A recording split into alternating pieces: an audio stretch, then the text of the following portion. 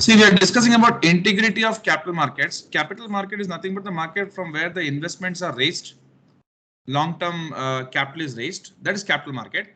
Integrity. What do you mean by integrity, Abhijit?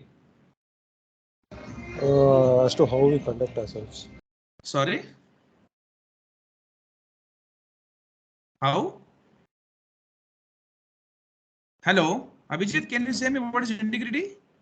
So as to how we carry out our actions in the markets.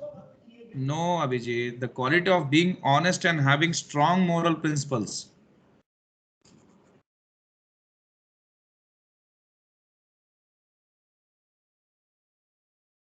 There are two meanings for integrity. Integrity is nothing but state of being united or undivided. That is not here what we are discussing. We are discussing the quality of being honest and having strong moral principles. So the capital market should be something which should be very ethical, in the sense there shouldn't be any kind of dishonesty seen in the capital markets. So now, under integrity of capital markets, or integrity can be taken as honesty. Okay, honesty. You can take like some similar word to integrity is honesty. Okay. So standard 2A, material non-public information. See, the information is very important, but it is non-public, should not be given to public. Correct?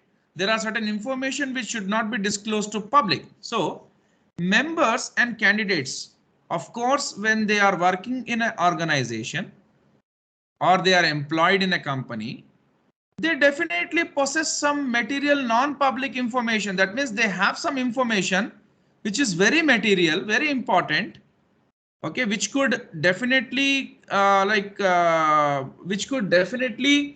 be some factor or some critical information based upon a decision can be taken. Such kind of information they may be having, but those information are non-public. That means cannot be shared to public. Not every information can be shared with public. Not every information. See, disclosures are important. What can be disclosed, but not every information should be shared. That's what. So when a candidate or a member possess some very important or critical non-public information that could affect the value of an investment, must not act or cause others to act on the information. That means if you know, if you know that, you keep it with you. You don't give it to someone, okay? Or you don't act on that information, so that you may take some undue advantage, or someone can take undue advantage of that information. Are you understanding? Yes, sir. Yes, sir. So if I give some information to you which I shouldn't give you, and that information can make you to understand about the trend of the stock price going up or down in the market in the future. Okay, that means if I give you some very good information that the firm is going to get some government project, let's say, or some information which I shouldn't share with you, okay, which I know internally, and that information if you get, you can take advantage. Now you can make quick profits before others can make that profit. That is very bad for the for the market. That is not an efficient market. Understood? Understood, sir. Efficient market would never understand. Efficient market is some market whereby these kind of things won't happen. Inefficient market is something whereby these kind of things happen. Correct? Yeah. So can you give me some kind of information regarding like any material non-public information? No, like can you give me some examples? Probably a company is looking to merge. Like insider trading, you know, insider trading which happens on this only. Correct? So do you want me to answer, or I mean, are you telling No, me? no, I'm saying that this insider information happens, insider trading happens on this only. But you tell me, like, what idea you have? Yeah, I was just telling an example. So if a company was, is negotiating a mergers and acquisitions deal with some other target Very good, company. excellent. You're right. So some material non-public information can be like stock repurchase plans. Can I write? This they won't disclose, correct? It's not supposed to be disclosed. Yeah, change in dividends. dividend policy, something with it is internal, stock splits, auction of something, okay, takeover bid, consolidation. Fine. These are all, but these are material information, or these are material information. Material information. These are material information, but I will tell you material non-public information now. These are material information, okay? Let me be very frank, yeah. And like merger and acquisition, these are all material information. But now when it comes to material non-public information, what is that? I'll write it here.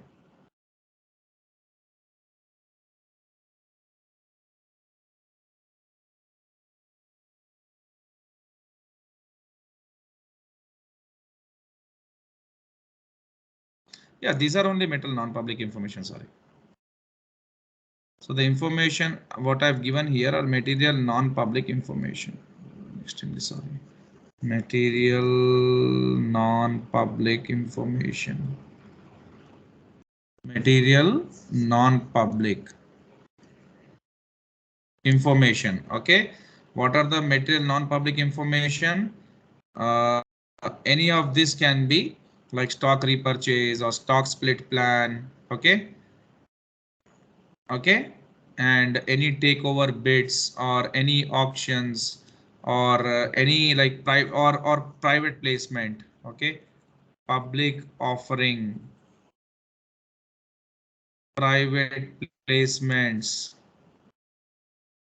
or selling the stocks only to the like some investors, institutional investors, correct? Or I will write some info, some more material non-public information here in detail, so that any time we will have this data. Examples of material non-public info. So like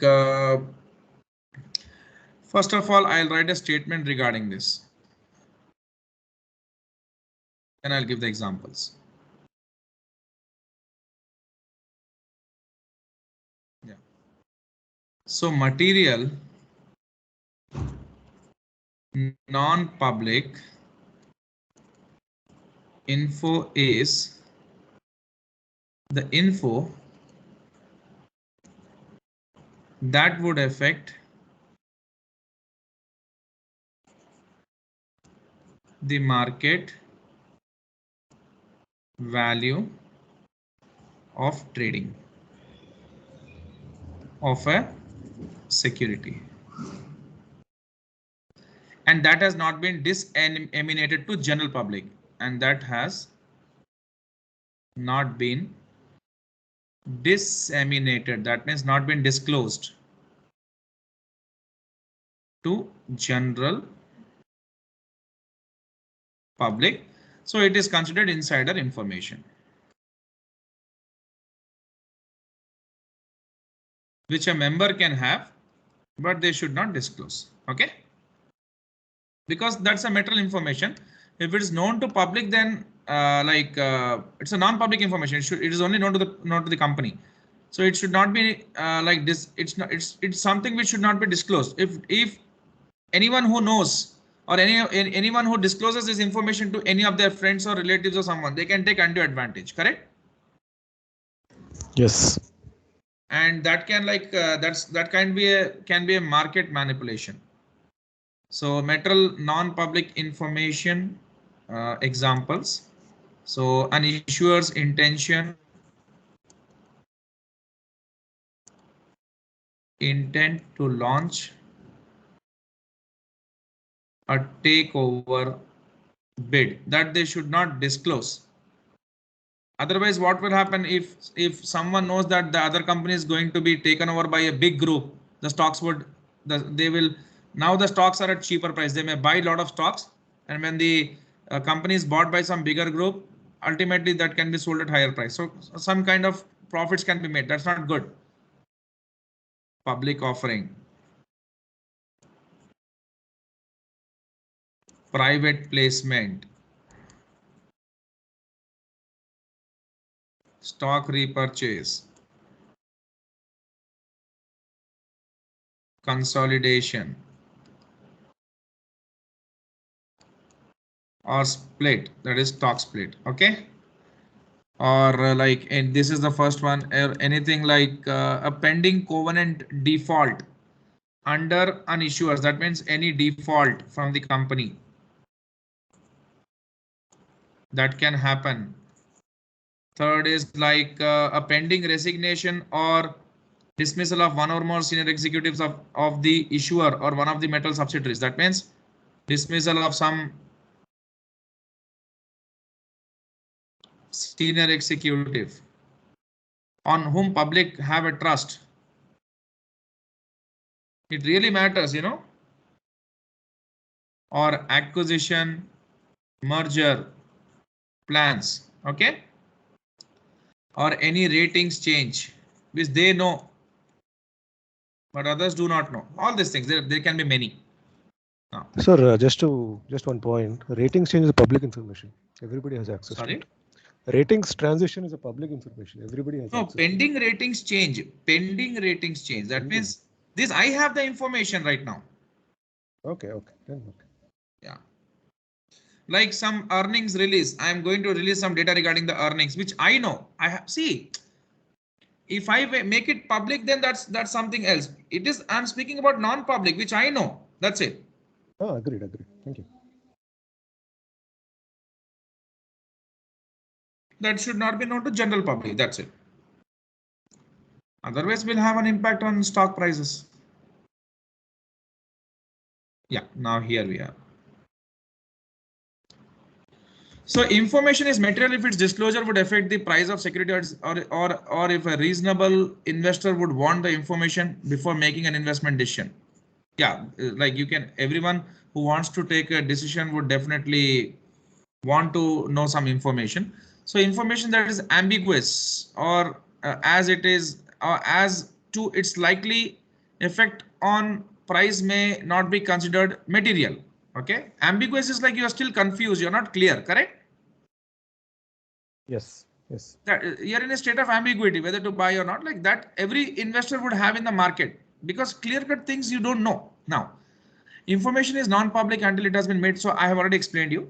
And selective disclosure of information by corporations creates the potential for insider trading violations. That's not good. Prohibition against acting on non-public metal information extends to mutual funds containing the subject securities as well as related swaps and option contracts. It is the member's responsibility to determine information she receives has been publicly disseminated prior acting or causing others to act. That means the prohibition against acting on material non-public information extends to mutual funds. That means mutual funds cannot act on any non-public information. Understood?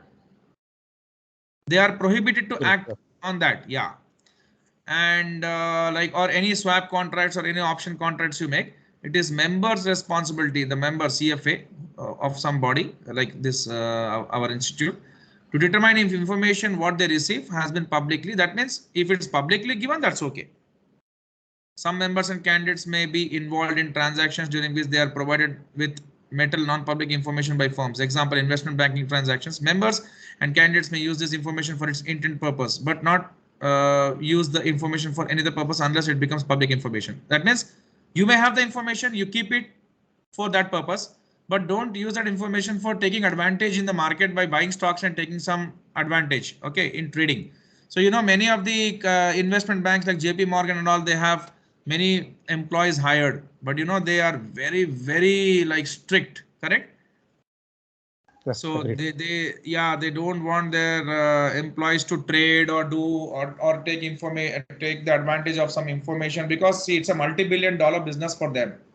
Why would they want to like some confidential information they would like the employees to share to someone? It's not allowed, correct? But you know, everything happens in the market. So under the so-called mosaic theory, reaching an investment conclusion through perception and all is okay.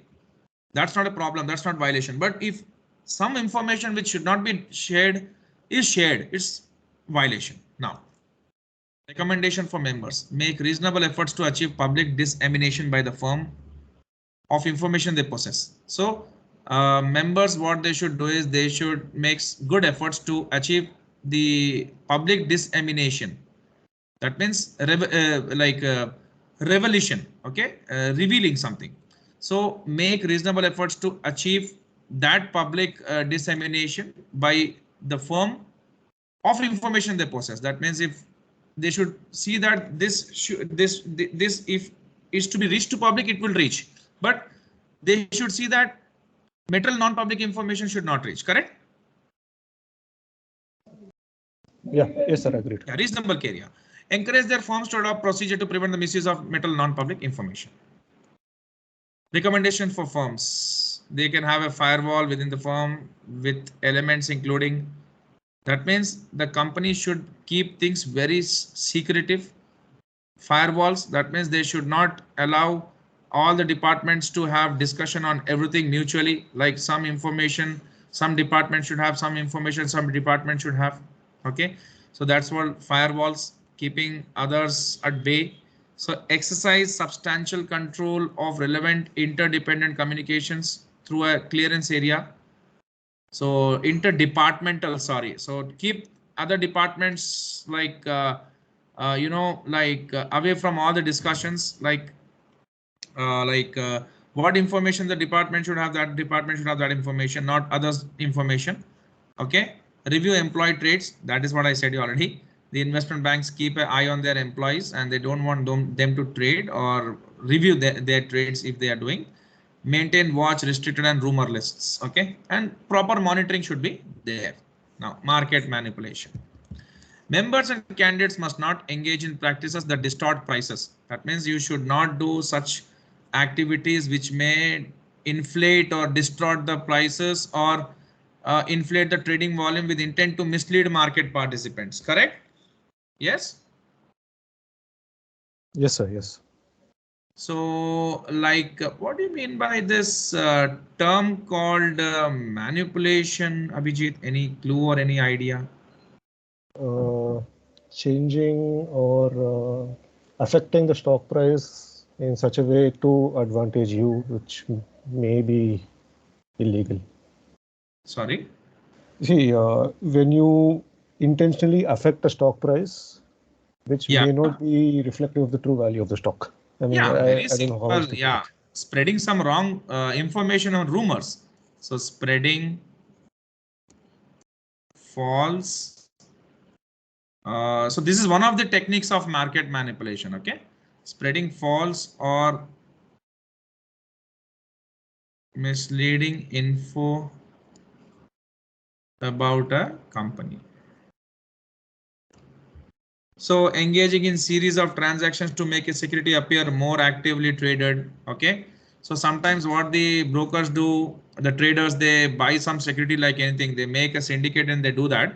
So what information or message the public will get is this stock is going to do good and these people are buying and everyone starts buying. So what they'll do now, they have already bought at cheaper prices. They'll sell it higher prices. Correct? Oh, agreed. Yeah.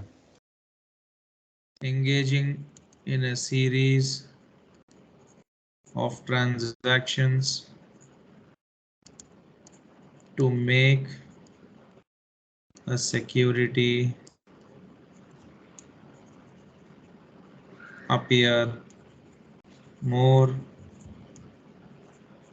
actively traded. Other things, rigging quotes. Okay, prices or trades to make it look like there is more or less demand for a security in the case. Okay, what do you mean by this rigging? So basically, I mean, it is I mean, I don't know how to tell it, but I do understand what the word is. You should try to explain this. It is a pre-arranged buy or sell, which is for a particular stock at a pre-arranged price, such that some may benefit. Yeah, see, I will write the point here so you can make a note of this. Rigging has many meanings. In elections also rigging of votes happen, but here we are speaking about stock market. So price rigging is what we are discussing about.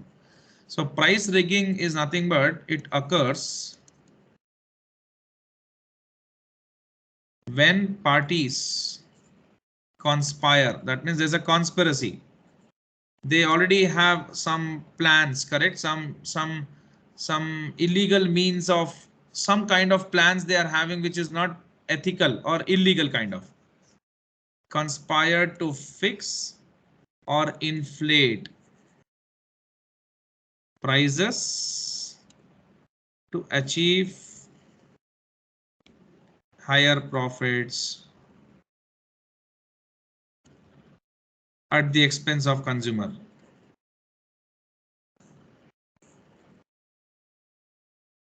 So you have understood, trying to like inflate the prices, correct? So who does that? This everyone does that. This cartel. What do this cartel business do? They all agree for a one fixed price, correct? So banks they want to give interest. They want to charge interest to their clients or customers, but you know they all agree at some rate, correct? It's a cartel. Am I right? Huh. Yeah, it is a cartel only. Yeah, so what kind of cartel? They want to give very less interest for savings and they want to charge very high interest on borrowings, correct? So it's a kind of a cartel. It's kind of a market rigging, correct? It is nothing but unfairly or illegally controlling the sale or the price of the products. Okay.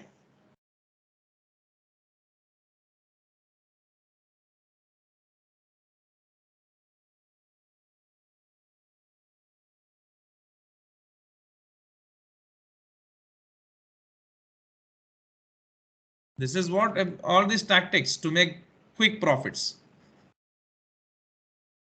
That's what we are speaking, na? Trading volumes. Yeah. So remember, so we understood what they do. Okay. They spread false information. They try to like with that false information, people would buy more stocks, and that would if people show more demand for some stock, the prices would go high, and the prices would go high, and then these guys can make good profits, correct? There can be many market manipulation examples. Fine. What they do is they sell the stocks at higher price, they repurchase at lower price. What they do, many kind of manipulations. Some more examples if you can. This is all the means to deceive the market participants, correct? Cheating. Deceiving the investors is the main motive here. Yes, sir. Agreed. And is it legal? It is illegal actually, market manipulation. Yeah. So this is what. So members, so what is that they are saying? Member actions may affect security values and trading volumes without violating this standard. See, if members take action at proper time, then this kind of things can be stopped, market manipulation. The key point here is that if there is the intent to mislead, then the standard is violated. Intention should not be there. Of course, spreading false information to affect prices or volume is a violation of this standard, as is making trades intended to mislead market participants. Not doing it is not a violation. That's it.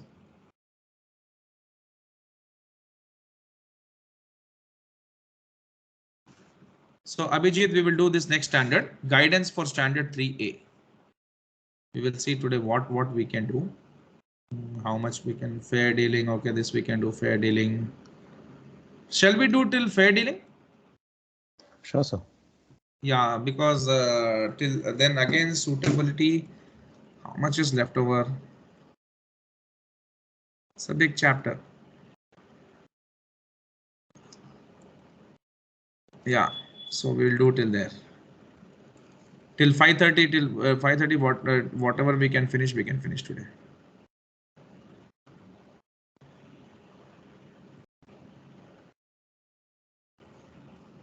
Now, Standard 3A, duties to clients. So standard 3A, this is the standard which is under the heading guidance. What kind of guidance is required for standard 3A and 3B? So what is the duties to clients, in the sense, see, the members may have some duties, okay, towards their clients. So what a client's behavior should be like? The client, not clients, the members, okay? Members, whose I'm speaking from whose perspective? From members, candidates. So the members and candidates have a duty of loyalty. That means the members and candidates should be very much loyal for their clients, must act with reasonable care and exercise prudent judgment. Okay. See, if I am a member of CFA Institute, let's say, and if I have some clients, I should be very much loyal to them. Loyal to them in the sense, I should not be someone who should be seeking to cheat them. Understood? Should not be someone who wants to make some advantage at the expense of their loss. No, I should, whatever I should do for them, I should do with very reasonable care and should be very, very wise in taking good judgments for them. So members and candidates must act for the benefit of their clients and place their clients' interest before their employers or their own interest. Done. Now, what is that here we have? So members and candidates must exercise the prudence, care, skill and diligence, that is hard work, under circumstances that a person acting in a like capacity and familiar with such matters would use. Manage pools of clients' assets in accordance with the terms of governing documents such as trust documents or investment management agreements. That means they should keep all this very clear, very carefully. Make investment decisions in context to the total portfolio, what suits them. Inform clients of any limitations in an advisory relationship. That means how much, to what extent they can advise. An advisor who may only recommend her own firm's products. No, it should not be like that. They should not always go for their own products. No. See, they should advise on what is best to the client. Okay. Vote proxies in an informed and responsible manner. Due to cost benefit considerations, it may not be necessary to vote all proxies. Client brokerage or soft dollars or soft commission must be used to benefit the client. Client may be the investing public as a whole rather than a specific entity or person. That is, client is a public here, not some company. Okay. Recommendations for members. This was recommended members and candidates must, what they should do. Some recommendations are given. Submit to clients at least quarterly itemized statements showing all securities in custody and all debits and credit transactions, whatever they have done on clients' behalf. Encourage firms to address these topics when drafting policies and procedures regarding fiduciary duty. That means they have the members or candidates work for the betterment of the client, so they have a fiduciary relationship with their clients, like principal agent relationship, master servant relationship. Follow applicable rules and laws, establish investment objectives of the client and consider suitability of what suits them. Diversify, try to minimize their losses. Deal fairly with all clients in regard to investment actions. Disclose conflicts if any. Disclose compensation arrangements, what they have. Vote proxies in best interest of clients and ultimate beneficiaries if required to vote for proxies, like in the in the AGMs. Maintain confidentiality and seek best execution. Fair dealing. What do you mean by fair dealing? See, standard 3B. Members and candidates must deal fairly and objectively with all clients when providing investment analysis, making investment recommendations, taking investment action, or engaging in other professional activities. Okay. See, Abhijit, can you tell me what is this fair dealing is all about? So one example I can give you. So the priority of transactions is one. Yeah. Because so let's just say you have a position of your proprietary and the company asks you to buy a huge quantity of the same stock for their books. So you should not punch your trade first and then punch the company's trade, because the company stock will go up. So that is one way of ensuring fair dealing. And it's basically you should not discriminate against the trading activities. I mean, that's all I can put it. So yeah. So like fair dealing in the sense like what in this context means. See, You I see, like when two people come to me, I should not discriminate between them. I should give them equal kind of like suppose definitely what suits them I should see, but like where the information I should give, it should not be like I should be giving to someone or someone is my favorite or like there are some two people approaching me. One has a capital of 1 lakh, one has a capital of 10 lakhs. 10 lakhs is my favorite person. I will give him all the proper recommendations and guidelines. And for 1 lakh guy, I won't care. It shouldn't be like that, correct? I should deal fairly with them.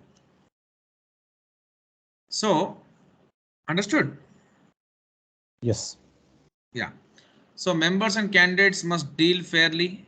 It's not like big customer. If there's a big fish, I will act accordingly, and if there's a small fish, I will let it go. It's not like it should not be like that. So members and candidates must deal fairly and objectively with all clients when providing investment analysis. Any analysis I should give to everyone, whether he's taking a premium service or non-premium service. Okay. It should not be no one is like a prime customer for me in this case because I'm a professional.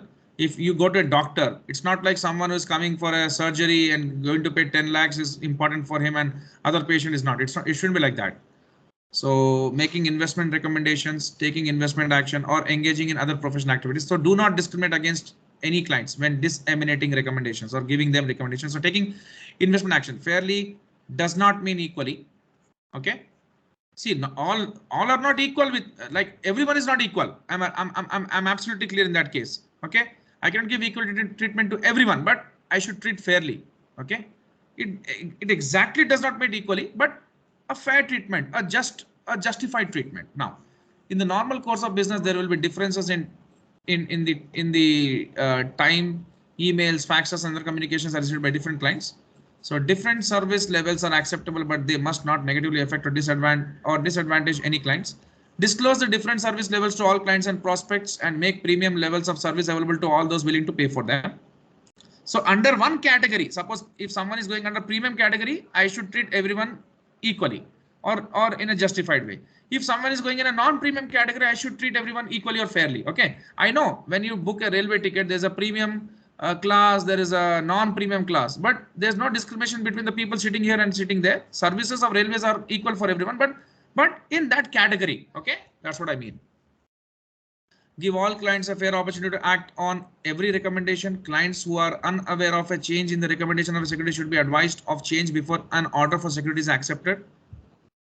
Treat clients fairly in light of their investment objectives and circumstances. Treat both individual and institutional clients in a fair and impartial manner. Of course, that is what the entire standard is all about. Members and candidates should not take advantage of their position in the industry to disadvantage clients. Example, taking shares of an oversubscribed IPO. Recommendations for members: encourage firms to establish compliance procedures requiring proper dissemination of investment recommendations and fair treatment of all customers and clients. They should do that. Maintain a list of clients and holdings used to ensure that all holders are treated fairly. Recommendations for firms: limit the number of people who are aware that a change in recommendation will be made. Shorten the time frame between decision and dissemination. It should not take much time. Publish personal guidelines for pre-dissemination. Have in place guidelines prohibiting personnel who have prior knowledge of recommendation for discussing it or taking action on the pending recommendation. Disseminate or disclose new or changed recommendations, if any, to all the clients. Okay. Develop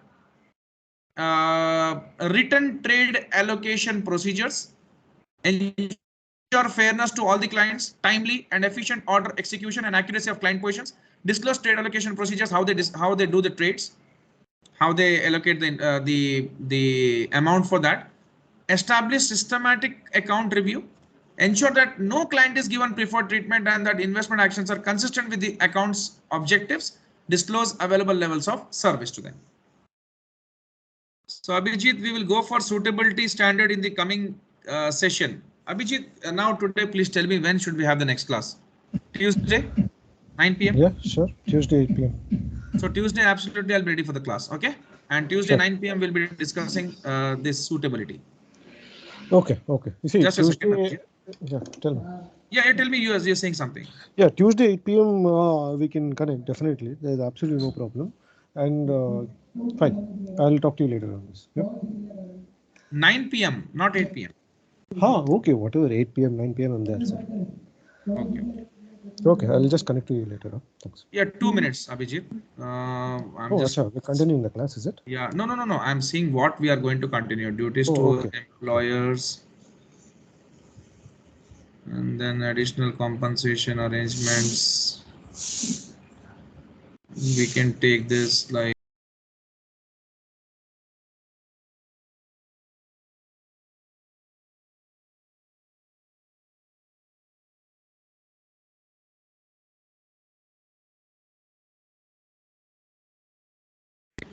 Okay, Abhijit, we can finish till 5 this Tuesday. Okay.